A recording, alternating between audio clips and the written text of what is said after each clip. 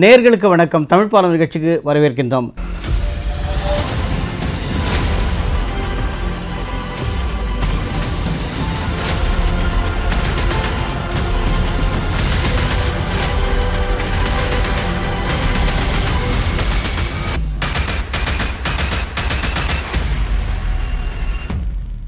அயலக தமிழர்களின் சாதனைகள், அவர்களுடைய சாதனைகளை பாராட்டும் இந்த நிகழ்ச்சி 3வது வருடமாக உங்களுக்கு.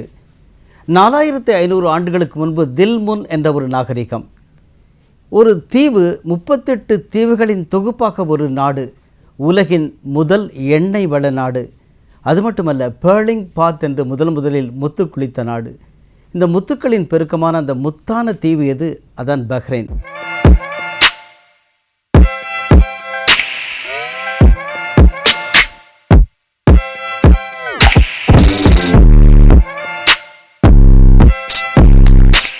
பஹ்ரைனில் அந்த ஊரில் பார்த்திங்கன்னா மொத்த மக்கள் தொகை 15 லட்சம் பேர் தான்.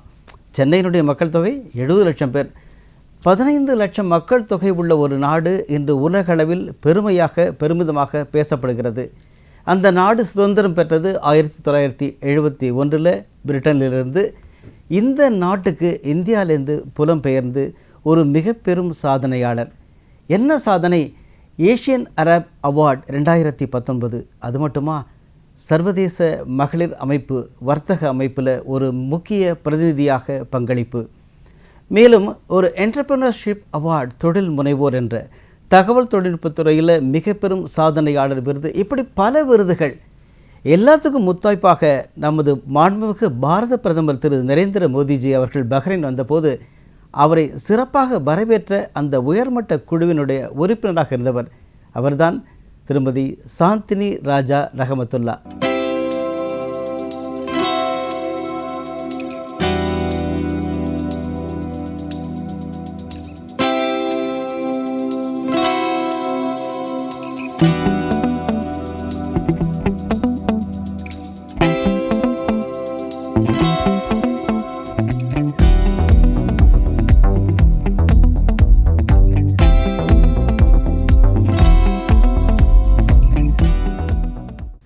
வணக்கம். வணக்கம். மிக்க மகிழ்ச்சி. அதாவது இந்தியாவில் குறிப்பாக நம்ம பல இடங்களில் தொழில் முனைவோர்கள் சாதனையாளர்களாக இருக்காங்க. ஆனால் வெளிநாட்டுக்கு போயிட்டு மிகச்சிறப்பான, அதுவும் அங்கே இருக்கிற பஹ்ரைனுடைய எக்கனாமிக் டெவலப்மெண்ட்டு மிகப்பெரிய பிறகாற்றி வருகிறீர்கள். உங்களுக்கு வாழ்த்துக்கள்.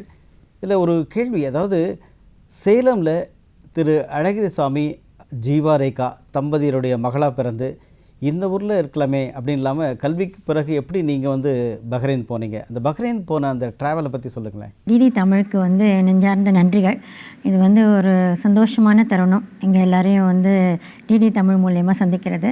நான் தமிழ்நாட்டில் சேலம் மாநகரத்தில் தான் பிறந்தது. ஆனால் வளர்ந்தது சென்னையில் தான் பிஎஸ்சி கம்ப்யூட்டர் சயின்ஸ் பண்ணேன். அதுக்கப்புறம் எம்சிஏ ட்ரிச்சியில் பண்ணேன். ஸோ நாங்கள் ஒரு 27 வருஷமாக பஹ்ரைனில் இருக்கோம். ஸோ நான் எப்படி போனேன் அப்படின்னு சொல்லி கேட்டால், இங்கே படித்து முடித்த உடனே பெங்களூர் இன்ஜினியரிங் காலேஜில் லெக்சராக இருந்தேன். அதுக்கப்புறம் மேலே எங்கள் கணவரோட கல்யாணம் ஆனதுக்கப்புறம் எங்களுக்கு நிறைய கண்ட்ரீஸ்க்கெலாம் நாங்கள் அப்ளை பண்ணோம். அப்போது பஹ்ரைன் அப்படின்ற ஒரு கண்ட்ரியோ இல்லை கத்தார்ன்ற கண்ட்ரியோ அப்போல்லாம் நம்மளாம் அட்லீஸ்ட் திறந்து பார்த்து தான் எங்கே இருக்குது இந்த கண்ட்ரின்னே தெரியும். சும்மா அப்ளிகேஷன் போட்டதில் இந்த கண்ட்ரிலேருந்து, கத்தார்ன்ற ஒரு கண்ட்ரிலேருந்து எங்களுக்கு ஆஃபர் வந்தது. அப்போ தான் நாங்கள் ஃபஸ்ட்டு அந்த அட்லஸ் எடுத்து கத்தார்ன்றது எங்கே இருக்குதுன்னு பார்த்து அதுக்கப்புறம் அந்த இடத்துக்கு போனோம். ஆனால் ரொம்ப சந்தோஷமாக இருந்தது. ஏன்னா அங்கே போன அப்புறம் நிறைய தமிழர்கள், மெயினாக தமிழர்கள் நாங்கள் எங்கே பார்ப்போன்னா, சூப்பர் மார்க்கெட்டில் கத்திரிக்காயும் கொத்தவரங்காவும் யார் வாங்குகிறாங்களோ எனக்கு நல்லா தெரியும் அவங்க தமிழர்கள்னு. ஸோ அப்போ போய் கொஞ்சம் தமிழ் பேச ஆரம்பித்தோடனே அதுலேருந்து நிறைய, அப்புறம் தமிழ்ச்சங்கம் அது இதுன்னு, அதுக்கப்புறம் கத்தார்லேருந்து பஹ்ரைன் வந்தோம். பஹ்ரைன் இப்போது ஆல்மோஸ்ட் 27 வருஷம் ஆகுது. தமிழர்கள் நீங்கள் சொன்ன மாதிரி நம்ம பாரம்பரியத்தை விடுறதே கிடையாது. ஏன்னா தமிழ்நாட்டோட அந்த வேர் இன்னும் ஸ்ட்ராங்காக இருக்கணுன்றதுக்காக கர்நாடிக் மியூசிக், பரதநாட்டியம், தமிழ், அதே மாதிரி புடவையில் தான் நாங்கள் எல்லாருமே இருப்போம்.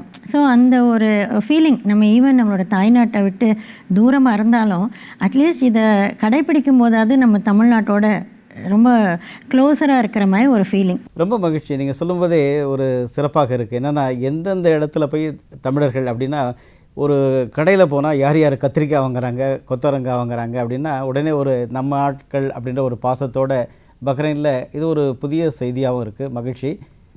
பாராட்டுகள் என்னென்னா, இந்தியாவில் வந்து பிறந்த அத்தனை பேரும் வெளிநாட்டுக்கு போகும்போது அந்தந்த நாடுகளுடைய வளர்ச்சிக்காக பங்காற்றி இருக்கிறாங்க. ஆனால் இருந்தாலும் ஒரே ஒரு பெரிய கேள்வி, பஹ்ரைன் அப்போ அவங்களுடைய பண்பாடு வேறு, நம்ம தமிழர் பண்பாடு வேறு. எப்படி இருந்தது உங்களுக்கு போனப்புறம் அந்த இடத்துல அங்கே பணியாற்றுவதும் அல்லது இல்லற சூழல் இதெல்லாம் எப்படி இருந்தது? பஹ்ரைன் வந்து ரொம்ப ரொம்ப டாலரண்ட் கண்ட்ரி. கோவில் வந்து ஒரு 200 வருஷத்துக்கு பழமையான ஒரு கிருஷ்ணர் கோவில் அங்கே இருக்குது. அதே மாதிரி நிறைய ஐயப்பன் கோவில், முருகர் கோவில். ஸோ கோவிலுக்கு பஞ்சமே இல்லை. அதே மாதிரி நம்ம எல்லோரும் வீட்டில் வந்து கணபதி ஹோமமோ என்ன வேணாலும் நம்ம பண்ணிக்கலாம். ஈவன் அந்த மன்னர்களும் அந்த நாட்டை சேர்ந்தவங்களும் நம்மளுடைய வீடுங்களில் நடக்கிற தீபாவளி ஃபங்க்ஷன் எல்லாத்துக்கும் வருவாங்க. ரொம்ப ரொம்ப டாலரண்ட் அண்ட் ரொம்ப சந்தோஷமாக நம்மளுடைய கல்ச்சரை வந்து அவங்க ரொம்ப பாராட்டுவாங்க. சில சமயம் வந்து அவங்களுடைய கல்யாணத்தில் இந்தியன் தீம்னு வச்சு எல்லாரும் புடவை கட்டிகிட்டு இருப்பாங்க. ஸோ அந்த அளவுக்கு வந்து அவங்களுக்கு வந்து இந்தியர்களுடைய உணவு வகைகள், நம்மளுடைய புடவை, அது மாதிரிலாம் ரொம்ப பிரியம், ரொம்ப பாசமாக, ரொம்ப பிரியமாக இருப்பாங்க. நாங்கள் வந்து அதை எதிர்பார்க்கல. நீங்கள் நினைக்கிற மாதிரியே தான் எல்லாருமே வந்து முதல்ல நாங்கள் போகும்போது இஸ்லாமிய கண்ட்ரியாக இருக்கும். அவங்க வந்து எந்த அளவுக்கு நம்மளுடைய எல்லா கலாச்சாரத்தையும் எப்படி ஏற்றுப்பாங்கன்ற. ஆனால் பஹ்ரைன் வந்து பியூட்டிஃபுல் கண்ட்ரி. நான் எப்பயுமே சொல்லுவேன், யாரெல்லாம் பஹ்ரைனில் இருக்காங்களோ அவங்களாம் பிளெஸ்டுன்ட்டு. ஏன்னா அந்தளவுக்கு ஒரு சின்ன கண்ட்ரி, ஐலாண்டு, சுற்றி தண்ணி, எங்கே பார்த்தாலும் கடல், ரொம்ப அருமையான மக்கள் வந்து ரொம்ப மென்மையானவர்கள், ரொம்ப நேர்மையானவங்க. இந்தியன்ஸ்க்கு வந்து ரொம்ப ரொம்ப இம்பார்ட்டன்ஸ் கொடுப்பாங்க. அந்த விதத்தில் ரொம்ப சந்தோஷமான ஒரு கண்ட்ரி. கல்யாணம் ஆகி போன புதுசில் எந்த விதமான தமிழ் சேனல் கிடையாது. ஒன்று கேசட் போய் வாங்கிட்டு வந்து போட்டு பார்க்குறது மட்டும்தான் தமிழ். இல்லைன்னா இந்த மாதிரி சூப்பர் மார்க்கெட்டில் பார்க்குற 2-3 தமிழ் ஃப்ரெண்ட்ஸு. ஸோ அப்போ எங்களுக்கு பொழுது எப்படி போகும் அப்படின்னா தமிழ் பாட்டு இதெல்லாம். ஆனால் அதையும் மீறி எவ்வளோ நேரம் வீட்டில் இருக்க முடியும்னு சொல்லிட்டு அப்ளை பண்ணி கல்ஃப் எக்ஸ்சேஞ்ச் அப்படின்னு சொல்லிட்டு கத்தாரில் வந்து EDP மேனேஜராக ஜாயின் பண்ணேன். அதில் வந்து ஆரக்கிள் ப்ரோக்ராமிங் பண்ணிவிட்டு அந்த மாதிரியே ஒரு 1 year 1.5 years. அப்புறம் என்னோடய பொண்ணு ரோஷினி நான் வந்து கன்சீவ் அப்போ இந்தியாவுக்கு வந்து பிரசவத்துக்காக வந்து அவளை எடுத்துகிட்டு திருப்பியும் கத்தார் போய் ஒரு 6 மாதம் 7 மாதத்தில் பஹ்ரைன் வேலை கிடச்சிருச்சு. ஸோ பஹ்ரைன் அப்போ ரொம்ப சின்ன குழந்தை, 1 வயசு குழந்தை. அதனால் அவளை வந்து பார்த்துக்கணுன்னும் போது நான் என்ன பண்ணேன், சோஷியல் ஒர்க்கில் என்னை வந்து ஈடுபடுத்திக்கிட்டேன். ஏன்னா வந்து வீட்லேயே இருந்தோன்னா ஐடியலாகவும் இருக்கக்கூடாது அப்படின்றதுக்காக சோஷியல் ஒர்க் எப்படிலாம் பண்ணலான்னா, எனக்கு நிறைய மொழிகள், நம்மளுடைய தென்னிந்திய மொழிகள் பேசுகிறதுனால எல்லாருக்கிட்டேயும் அந்த ஒர்க்கர்ஸ்கிட்டலாம் அவங்களுடைய ப்ராப்ளம் என்னன்னு கேட்டு அதை வந்து இங்கிலீஷில் கன்வெர்ட் பண்ணி இந்தியன் எம்பசிக்கு, மைக்ரேண்ட் ஒர்க்கர்ஸ்க்கு அதெல்லாம் ஹெல்ப் பண்ணிட்டு இருந்தோம். அதுக்கப்புறம் கொஞ்ச நாள் கழித்து குழந்தைங்கள்லாம் பிரிட்டிஷ் ஸ்கூல் போக ஆரம்பித்தாங்க. ஸோ அப்போது வந்து அந்த ஸ்கூலோடைய வைஸ் சேர்மன் பதவி எடுத்துக்கிட்டு ஸ்கூலுக்கு ஃபண்ட் ரைசிங் பண்ணி கொடுத்தேன். அதுக்கப்புறம் இந்தியன் லேடிஸ் அசோசியேஷன் ரொம்ப பழமையான ஒரு ஆர்கனைசேஷன். அதில் நிறைய இந்தியன் லேடிஸ் நம்மளோட கல்ச்சர், நம்மளுடைய நிறைய விஷயங்களை நாங்கள் பண்ணிகிட்ருந்தோம். அதில் ரொம்ப முக்கியமானது வந்து ஸ்னேகா அப்படின்னு ஒரு ஸ்கூல். அதில் வந்து ஸ்பெஷல் நீட்ஸ் உள்ள சில்ட்ரனை வந்து பார்த்துக்கிறதுக்காக ஒரு ஆர்கனைசேஷன். அதில் பிரசிடெண்ட்டாக இருந்து நிறைய சேவைகள், அதில் வந்து நிறைய ஒர்க்கர்ஸ் வெல்ஃபேர், அதில் வந்து நிறைய நம்மளுடைய ஒர்க்கர்ஸ்க்கெலாம் உணவு வழங்குறது, துணிமணி கொடுக்கறது, அந்த மாதிரி சோஷியல் ஒர்க் பண்ணிகிட்டு இருந்தோம். ஸோ இப்படி தான் என்னுடைய டைம் பாஸ் பண்ணேன். 2010 தான் நான் வந்து இந்த ஐடி கம்பெனியை ஓப்பன் பண்ணேன். மிக மகிழ்ச்சி. இது பஹ்ரைனில் ஏன் நிறைய பேர் போகிறாங்க உங்களை தொடர்ந்து அப்படின்னுச்சு ஒரு ஆய்வுபூர்வமாக ஒரு விஷயத்தை பார்த்தோம். என்னென்னா, பஹ்ரைனுடைய தனிநபர் வருடாந்திர வருமானம் என்பது 28.30 லட்சம். ரொம்ப ஒரு பெரிய விஷயந்தான். ஏன்னா இது ஒரு ஆவரேஜ் பெர் கேபிட்டா இன்கம் சொல்லலாம். அதே போல் அந்த நாட்டினுடைய ஜிடிபி, அந்த நாட்டினுடைய மொத்த பொருளாதார உற்பத்தின்றது 4.13 லட்சம் கோடி அப்படின்னுச்சு. கண்டிப்பாக அந்த நாட்டுக்கு போகத்தான் தோணும். ஆனால் இருந்தாலும் புலம்பெயர் தொழிலாளர்கள் வராங்க. அவங்கள பற்றிய உங்களுடைய பார்வை என்ன? நிறைய கைடன்ஸ் நம்ம கொடுக்குறோம். சில சமயம் அவங்க வந்து ஆஃபீஸ்க்கு வந்து கேட்பாங்க, அவங்களோட ஜாபுக்கெலாம். இப்போ என்கிட்ட ரெஸ்யூம் கொடுத்தாங்கன்னா, ஈவன் ஐடி சம்மந்தமாக இல்லைன்னா கூட நமக்கு தெரிஞ்ச யாரெல்லாம் வந்து, ஏன்னா ஒரு பெரிய சார்ட்டர்ட் அக்கௌண்டன்ட் ஆர்கனைசேஷன் இருக்குது. அதில் பார்த்தீங்கன்னா 90% தமிழ் பீப்புள் தான். ஸோ நீங்கள் பஹ்ரைனில் வந்து Bahrain is known for banks, நிறைய ஃபைனான்ஷியல் இன்ஸ்டிடியூஷன்ஸ். அதில் இருக்க எல்லா சிஎஃப்ஓஸ், ஃபைனான்ஷியல் மேனேஜர்ஸும் நம்ம தமிழ்நாட்டை சேர்ந்தவங்க தான். ஸோ அப்போ யாரெல்லாம் வந்து கேட்குறாங்களோ அவங்களோட ரெஸ்யூம் எல்லாம் அனுப்புறது, அவங்களுக்கு ஏதாவது ஒரு அட்வைஸ் சொல்கிறது, இல்லை இப்போ எந்த அளவுக்கு சேலரி கேட்கணும். ஸோ அந்த மாதிரி கைடன்ஸ்லாம் சில சமயம் வந்த புதுசில் அவங்களுக்கு தெரியாது. அந்த கைடன்ஸ் எல்லாம் நான் கண்டிப்பாக பண்ணிக்கிட்டே தான் இருக்கோம் கண்டினியூஸாக. இப்போ தொடர்ந்து சமூக சேவை செய்து வருகிறீர்கள், பாராட்டுக்கள். அதனால தான் உங்களுக்கு வந்து மிக உயர்ந்த விருதான ஏஷியன் அரப் 2019 விருது கொடுத்துருக்காங்க. அது மட்டும் இல்லாமல் சிறந்த மகளிர் சேவையாளர், அதேபோல் பஹ்ரைன் சேம்பர் ஆஃப் காமர்ஸில் உங்களுடைய மிக பெரும் பங்களிப்பை நாம் தொடர்ந்து நாளிதழ்களில் பார்த்துட்ருக்கோம். பாராட்டுக்கள். இப்போது நீங்கள் அரசாங்கத்தோடு சேர்ந்து பல துறைகளில் பணியாற்றுகிறீங்க. குறிப்பாக அந்த சாஃப்ட்வேர் டெவலப்மெண்ட், அங்கே இருக்கிற அரசனுடைய நிர்வாகம் அப்படின்றது இந்த ட்ராங்க்யூ கமிட்டி அப்படின்னு, அதாவது அரசனுடைய நேரடியான ஒரு மிகச்சிறந்த நிர்வாக அமைப்பை கொண்டிருக்கிறது பஹ்ரைன் அரசாங்கம். அப்போது அந்த அரசாங்கத்தினுடைய கட்டமைப்பு அதில் நான் என்ன கேட்க வரேன்னா, பஹ்ரைன் என்ன சிறப்பு அப்படின்னு பொதுவாக கேட்குறேன். அதுக்கு உங்களுடைய பார்வையை தெரிந்து கொள்ள விரும்புகிறேன். நல்லா சேமிக்கிறதுக்கு ஒரு அருமையான ஒரு நாடு. ஏன்னா அங்கே டேக்ஸ் கிடையாது. ஃபுல்லாக நீங்கள் வாங்குகிற சம்பளம் உங்களுக்கு தான். ஸோ அதுவும் இல்லாமல் அங்கே ரொம்ப சப்சிடைஸ்டு ஃபுட்டு ரொம்ப எக்கனாமிக்கலாக இருக்கும். நீங்கள் மற்ற கண்ட்ரியை விட நீங்கள் அங்கே ஃபுட்டு ஈவன் எல்லா விதத்துலேயுமே ரெண்ட்டு எல்லாமே கம்மியாக இருக்கும். நிறைய நீங்கள் சேமிக்கலாம். அதே மாதிரி இந்தியன் எம்பசியுமே ஒரு அமைப்பு வச்சுருக்காங்க. இப்போ இன்கேஸ் யாருக்கா ஏதாவது ஒரு ஸ்பான்சர் மூலிமா ஏதாவது பிரச்சனை அப்படின்னா, வெள்ளிக்கிழமையில் நம்ம இந்தியன் அம்பாசிடர் அவரே உட்காந்து குறைக்கு இருக்கும் நாள் அப்படின்ற மாதிரி என்ன பிரச்சனைனாலும் போய் சொல்லலாம். அவங்க ஸ்பான்சர்கிட்ட பேசி அவங்கள ஊருக்கு அனுப்பணும், இல்லை அவங்களுக்கு வேறு ஏதாவது பிரச்சனைகள் இருந்தால் அதை எப்படி சால்வ் பண்ணி தரது, சம்பளம் வரல, அந்த மாதிரி விஷயங்களெல்லாம் அவங்க கேட்டு நிவர்த்தி பண்ணுறாங்க. நிறைய ஆர்கனைசேஷன்ஸ் இப்போ அந்த காலம் மாதிரி இல்லை. இப்போ எல்லாருமே அவேர்னஸ் வந்துருச்சு, வீடியோஸ் நிறைய கொடுக்குறோம். ஸோ அதே மாதிரி சில பேர் பேசணும் அப்படின்னா அதுக்கும் ஹெல்ப்லைன்லாம் கொடுத்துருக்கோம்.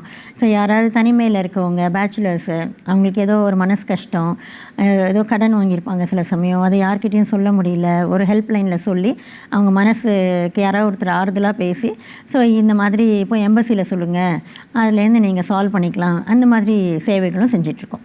இப்போ இந்த சூழலில் பல பண்டிகைகள் நமக்கு தீபாவளி, பொங்கல், நவராத்திரி, எத்தனையோ பண்டிகைகள் நம்முடைய இந்திய பாரம்பரியம் அல்ல தமிழர் பண்பாடுபடி இதை உங்களால் அங்கே கொண்டாட முடியுதா? தமிழ் மன்றங்கள் இருக்குது, அது மூலயமா பொங்கல் விழாக்கள் நடக்குது. நம்மளுடைய கலாச்சாரத்தை மறக்காமல் வீடுகளில் நவராத்திரிங்கிறது ஒரு பெரிய அக்கேஷன் பஹ்ரைனில். ஏன்னா ஒரு நாளைக்கு மினிமம் 10 வீடு நம்ம போய் ஆகணும். அந்த அளவுக்கு ரொம்ப சந்தோஷமாக தசரா கொண்டாடுவாங்க. டாண்டியா, அதே மாதிரி நம்மளுடைய தீபாவளியை ரொம்ப நல்லா சந்தோஷமாக இது பண்ணுவாங்க. இந்த மாதிரி எல்லா பண்டிகையுமே தமிழ்நாட்டை விட பல மடங்கு சந்தோஷமாக அதை கொண்டாடுறதுன்னா அது பஹ்ரைன். அது நம்ம மக்கள் மட்டும் இல்லை, பஹ்ரைனீஸும் சேர்ந்து அந்த நாட்டுடைய மக்களும் எப்போ அவங்க தீபாவளின்னு கேட்பாங்க. அந்த அளவுக்கு அவங்க ரொம்ப சந்தோஷமாக இருப்பாங்க. பஹ்ரைன் உடனே எல்லாருக்குமே நமக்கு அங்கே இருக்கிற ஒரு மிகப்பெரிய மசூதி அல் ஃபதேக் கிராண்ட் மாஸ்க், அந்த மசூதிக்கு போகாதவங்க இருக்க முடியாது. அந்த அளவுக்கு சிறப்பு வாய்ந்த ஒரு இடம், அவங்களுடைய பண்பாடினுடைய ஒரு மிகச்சிறந்த உறைவிடம். ஆனால் அங்கே இருக்கிற எப்படி ஒரு ரிலிஜியஸ் டாலரன்ஸ் அல்லது மற்ற மதங்களை மதிக்கக்கூடிய ஒரு சூழல், இதை குறிப்பாக தெரிந்து கொள்ள ஆசை என்னென்னா, நம்ம தமிழர்கள் தமிழ்நாட்டிலேருந்து கேரளாவிலேருந்து நிறைய பேர் அங்கே போகிறாங்க. இவர்களுக்கு இது ஒரு செய்தியாக போக வேண்டும் என்பதற்காகத்தான் நான் இதை கேட்குறேன். எங்களுடைய மன்னருடைய இதுவே ரிலீஜியஸ் டாலரன்ஸ், கோஎக்ஸிஸ்டன்ஸ்னு ஒரு இதுவே வச்சுருக்காங்க. நாங்கள் திஸ் இஸ் பஹ்ரைன் அப்படின்னு சொல்லிட்டு எல்லா மதத்தை சேர்ந்தவங்களும் ஜெர்மனுக்கு எல்லா நாடுகளுக்கும் போவோம். எல்லா மதம், அங்கே புத்திசம், எல்லா ஜெயினிசம், என்னெல்லாம் இருக்கோ எல்லா மதமும் நாங்கள் சேர்ந்து நிறைய வருஷம் ஒரு வாட்டி ஒரு டின்னர் கொடுப்பாரு. அந்த மாதிரிலாம் ரொம்ப அந்த மாதிரி பெரிய பெரிய சர்ச் இருக்குது. எல்லா விதமான மதங்களுக்கும் அங்கே முன்னுரிமை கொடுக்கப்பட்ட ஒரு பியூட்டிஃபுல் கண்ட்ரி. கல்வி முறையை பற்றி உங்களுடைய பார்வை என்னன்னு தெரிந்து கொள்ள விரும்புகிறோம். கனடியன் ஸ்கூல் இருக்குது, அமெரிக்கன் ஸ்கூல் இருக்குது, பிரிட்டிஷ் ஸ்கூல் இருக்குது, இந்தியன் ஸ்கூல் இருக்குது, ஃபிலிப்பைன் ஸ்கூல் இருக்குது, பாகிஸ்தான், எல்லாம் ஒவ்வொரு நாட்டுக்கும் அந்த ஸ்கூல் இருக்குது. ஸோ அந்தந்த நேஷ்னாலிட்டி அவங்களுடைய ஸ்கூல்ஸ் இருக்குது. அது இல்லாமல் அரபி ஸ்கூல்ஸும் இருக்குது. ஸோ கவர்மெண்ட் ஸ்கூல்ஸும் இருக்குது. அதேமாதிரி உணவு எல்லா விதமான ஹோட்டல் இண்டஸ்ட்ரி டாப் பஹ்ரைனில். நீங்கள் ஒரு 3 வருஷம் ஆகும், அது கூட பத்தாதுன்னு நினைக்கிறேன். நீங்கள் மொத்தமாக எல்லா ஹோட்டல்லையும் போயிட்டு வரதுக்கு ஒவ்வொரு தெருக்கும் ஒரு 4-5 விதமான Japanese food, American food, Indian ஃபுட்டுன்னு பார்த்தீங்கன்னா அதுலேயே சவுத் இண்டியன்லேயே பல வகையான சவுத் இண்டியன் ஃபுட்ஸ் அங்கே இருக்குது. ஓகே, மகிழ்ச்சி. நீங்கள் சொன்னது நிறைய புதிய செய்திகளாகவும் இருக்குது. இப்போது இங்கே தமிழ்நாட்டிலேருந்து நிறைய தொழில் முனைவோர் அங்கே இருக்கிற நாடுகளுக்கு, குறிப்பாக பஹ்ரைன் போன்ற நாடுகளுக்கு வரணும்னு விரும்புகிறாங்க. பஹ்ரைனுக்கே வரவங்களுக்கு உங்களுடைய அறிவுரை என்ன? அவங்க எப்படி வரணும்? அவங்களுக்கான ஒரு வாழ்வியல் எப்படி இருக்கும்? உடனே வேலை கிடைக்குமா? அப்படி வேலை கிடைச்சாலும் நிரந்தரமான ஒரு பணி சூழல் இருக்குமா? இதை வந்து உங்களுடைய எக்ஸ்பீரியன்ஸில் நீங்கள் அதை சொல்லுங்களேன். மற்ற கண்ட்ரிலலாம் வந்து ஏதோ ஒரு பர்சன்டேஜ் வந்து அந்த நாட்டு அவர்கள் வந்து இருப்பாங்க. பட் பஹ்ரைன் வந்து ரொம்ப ஃப்ரீ. எக்கனாமிக் டெவலப்மெண்ட் போர்டு அப்படின்னு ஒன்று இருக்குது. அவங்கள நம்ம அப்ரோச் பண்ணோன்னா அவங்களே வந்து எப்படி செட்டப் பண்ணுறது, அதுக்குரிய வழிவகைகள் எல்லாமே செஞ்சு ரொம்ப சீக்கிரமாக பண்ணி கொடுத்துருவாங்க. 10 நாள்லேயே அவங்க எல்லாம் ஸ்டார்ட் பண்ணிடலாம். நிறைய ரெஸ்டாரண்ட்ஸ் நம்மளோட தமிழ்நாட்டிலேருந்து சின்ன லெவல்லையும் பண்ணியிருக்காங்க, பெரிய லெவல்லையும் பண்ணியிருக்காங்க. நம்ம தமிழ் மக்கள் ரொம்ப நல்ல ஆதரவு கொடுப்பாங்க. ஒரு ஹோட்டல், தமிழ் ஹோட்டல் ஓப்பன் பண்ணிட்டா நம்ம மக்கள் அங்கே போகணுன்னா நம்ம போய் பார்க்கலாங்க. உங்கள் வாழ்க்கையினுடைய பதிவில் நான் பல நல்ல செய்திகளை பார்க்கின்ற போது, இருந்தாலும் உங்களுக்கு என்ன அடுத்த கட்ட நடவடிக்கை, அடுத்த திட்டம் என்ன பண்ணலான்னு இருக்கீங்க, இதை நான் அறிய ஆசைப்படுகிறேன். பஹ்ரைன் நாடு எப்படின்னா, ஒரு இந்திய பெண் அப்படின்றவங்கள வந்து எந்த அளவுக்கு இந்திய பெண்ணோ எந்த நாட்டில் இருந்தாலும் அவங்க ஸ்கில்ஃபுல்லாகவும் டேலண்டடாகவும் இருந்தால் நல்லா உயர்த்தி விடுவாங்க. ஸோ பஹ்ரைன் சேம்பர் ஆஃப் காமர்ஸில் எனக்கு பொசிஷன் கொடுத்துருக்காங்க. அதே மாதிரி சில நாடுகளுக்கு சிங்கப்பூர் ஃபின்டெக் ஃபெஸ்டிவல் அங்கெல்லாம் போகும்போது பஹ்ரைனை ரெப்ரசன்ட் பண்ணி ஸ்பீக்கராக அனுப்புவாங்க. ஸோ அந்த மாதிரி வந்து ரெகக்னைசேஷன் ஃபார் இந்தியன் உமன் வந்து ரொம்ப ரொம்ப ஜாஸ்தி. அதே மாதிரி இப்போ நம்மளோட கம்பெனியை அடுத்த லெவலுக்கு எப்படி கொண்டு போகணும் அப்படின்னா, சவுதி பெரிய மார்க்கெட், கத்தார் பெரிய மார்க்கெட். ஸோ நம்ம இப்போ வந்து எக்ஸ்பான்ஷன் பிளானில் இருக்கோம். ஸோ இன்னும் வந்து மிகப்பெரிய அளவில் வந்து நம்மளுடைய தமிழர்களுக்கும் அந்த நாட்டுக்கும் அந்த நாட்டுடைய மக்களுக்கும் நிறைய வேலைவாய்ப்பை ஏற்படுத்தணும் அப்படின்றது தான் என்னோட ஆசை. உங்களுடைய பொழுதுபோக்குன்னு நான் என்னத்தை எடுத்துக்கலாம்? அந்த மாதிரி பொழுதுபோக்கு என்பது அது ஒரு உற்சாகம் தரக்கூடியதாகத்தான் இருக்கும் என்று நான் நினைக்கின்றேன். எனக்கு வந்து பாடுறது வந்து எனக்கு ரொம்ப என்னோடய பேஷன். ஸோ அதனால் வந்து பாட்டு வந்து கொஞ்ச நாள் வந்து லைட் மியூசிக்லாம் பாடிட்டு இருந்தேன். அதுக்கப்புறம் தமிழ் ஆர்ஜே, கொஞ்சம் Tamil channel, radio channel first வந்தது. அப்போ யாரும் ஆர்ஜே கிடைக்கல. ஸோ அப்போ வந்து பாட்டுக்கு பாட்டு, பாரதிதாசன் இது, ஏன்னா நம்ம தமிழ் மக்களை என்டர்டெயின் பண்ணுறதுக்காக நான் கொஞ்ச நாள் ஆர்ஜேவாக இருந்தேன். அந்த மாதிரி எல்லாமே இன்னுமே தமிழ் பாட்டும், நம்ம ரேடியோ எஃப்எம்னு ஒன்று இருக்குது, அதில் வந்து இன்னும் நிறைய ஆர்ஜேஸ்லாம் இருக்காங்க அங்கே, தமிழ் ஆர்ஜேஸ்லாம். இப்போது ரொம்ப ரீசெண்டாக வந்து பாடலாம் வாங்கன்னு சொல்லிட்டு பண்ணாங்க. நம்ம தமிழ் மக்கள்லாம் சேர்ந்து ஒரு தேட்டர் எடுத்து ரொம்ப ஜாலியாக இருந்தது. எல்லா பாட்டையும் எல்லோரும் சேர்ந்து பாடிக்கிட்டு ரொம்ப சந்தோஷமான ஒரு நாடு. ரொம்ப மகிழ்ச்சி. அதாவது ஒரு சொந்த பூமியிலேருந்து வெளியூருக்கு போனாலும் இந்த வேர்களை மறக்காமல் நம்முடைய கலை, பண்பாடு, கலாச்சாரம் அத்தனையும் பாதுகாத்து, அது மட்டும் இல்லாமல் புலம்பெயர்ந்து இந்தியாவிலிருந்து வருகின்றவர்களுக்கு பல விதத்திலும் உதவி புரிந்து, இந்தியாவுக்கும் பஹ்ரைனுக்கும் ஒரு பாலமாக, தமிழ் பாலம் போல் நீங்கள் தொழில்நுட்ப பாலமாகவும் இணைக்கிறீங்க. அதனால தான் உங்களுக்கு வந்து குறிப்பாக புவிசார் பொருளாதார அமைப்பில் டெல்லியில் பங்கேற்க ஒரு வாய்ப்பு கிடைச்சது. இதெல்லாம் நம்ம பாராட்டுகின்றோம். மேலும் தகவல் தொழில்நுட்பத் துறையில் பல புதிய சாதனைகளை உருவாக்க முடியும். இந்தியாவுக்கும் பஹ்ரைனுக்கும் இடையே தகவல் தொழில்நுட்பத் துறையினுடைய ஃபின்டெக் கோஆப்ரேஷன் அதில் வந்து ஒரு பாலமாக அமைய முடியும் என்பதை நீங்கள் நிரூபித்திருக்கிறீர்கள். நீங்கள் தமிழ் பாலம் நிகழ்ச்சிக்காக உங்களுடைய அருமையான பதிவுகளை வழங்கியதற்காக நாம் நம்முடைய தூர்தர்ஷன் தமிழின் சார்பாக நன்றி தெரிவித்துக் கொள்கின்றோம். வணக்கம். ரொம்ப நன்றி. இந்த மாதிரி ஒரு வாய்ப்பை கொடுத்த தமிழ்நாட்டுக்கும் டிடி தமிழுக்கும் நன்றி.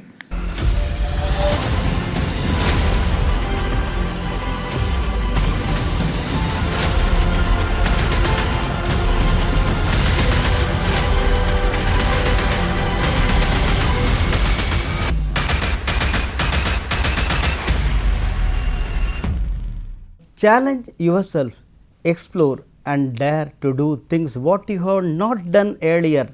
இப்படிப்பட்ட ஒரு அருமையான தன்னுடைய கொள்கையாக வைத்து முன்னேறியுள்ள சாந்தினி ரஹமத்துல்லாவை நாம் ரொம்ப பாராட்டுறோம். அதாவது நீங்கள் உங்களுக்குள்ளேயே ஒரு மிகப்பெரிய சேலஞ்ச், உங்களுக்கான ஒரு பெரிய நுட்பம் என்னவென்றால், நீங்கள் எதிலுமே ஆய்வு செய்யணும், செய்யாதன செய்யுங்க. அப்படி வெளிநாட்டுக்கு போய் தகவல் தொழில்நுட்பத் துறையில் மிக பெரும் சாதனையாளராக விளங்கிய திருமதி சாந்தினி ரஹமத்துல்லா அவர்கள் இன்று நம்முடைய நிகழ்ச்சியில் மிக பெரும் பங்களிப்பை வழங்கினார்.